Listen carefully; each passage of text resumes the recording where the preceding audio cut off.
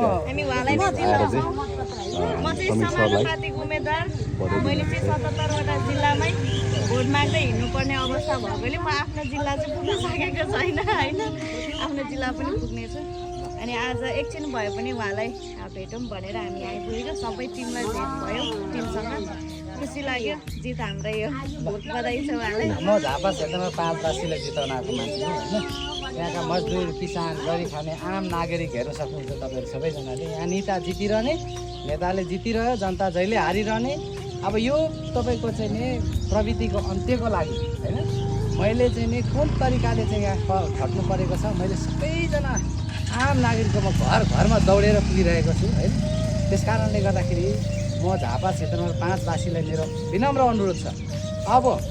एकचोटि तपाईँहरूले नेताको परिभाषा चेन्ज गर्ने बेला आएको छ यो घरिघरि इतिहासलाई हामीले दोहोऱ्याउने होइन नयाँ भन्छन् कोही मान्छे कोही पुरानो भन्छन् तर नयाँ भन्दैमा त्यही पुरानै शैली पुरानै विचार पुरानै तौर तरिका छ भने त्यो नयाँ होइन खालि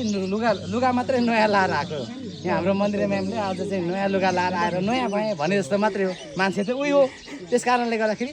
काम गर्ने शैली विचार चाहिँ तपाईँको हरेक तरिका हेर्नुभयो भने श्रम संस्कृति पार्टी मात्रै नेपालमा एउटा नयाँ पार्टी छ है जसले सङ्गठन बनाउँछ पार्टीको चाहिँ नि कार्यकर्ता बनाउँदैनन् र आफ्नो चाहिँ देशलाई चाहिँ खालि होइन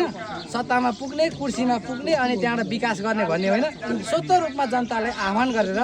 हरेक ठाउँमा चाहिँ आज विकासको निम्ति अगाडि बढिरहेको नयाँ ढङ्गले नयाँ तरिकाले श्रम संस्कृति पार्टी आएको छ सबैजनाले आफ्नो मत जाहेर गरिदिनु होला अन्जुलीमा रहेको माटो हो भन्न चाहन्छु र विशेष फेरि धन्यवाद भन्नुपर्छ म कावनपुरबाट पनि यहाँसम्म आएर यो हामी कुन कुना कन्दारामा छौँ यहाँसम्म खोजी आउनुभयो हाम्रा चाहिँ मन्दिरा म्यामलाई विशेष धन्यवाद भन्न चाहन्छु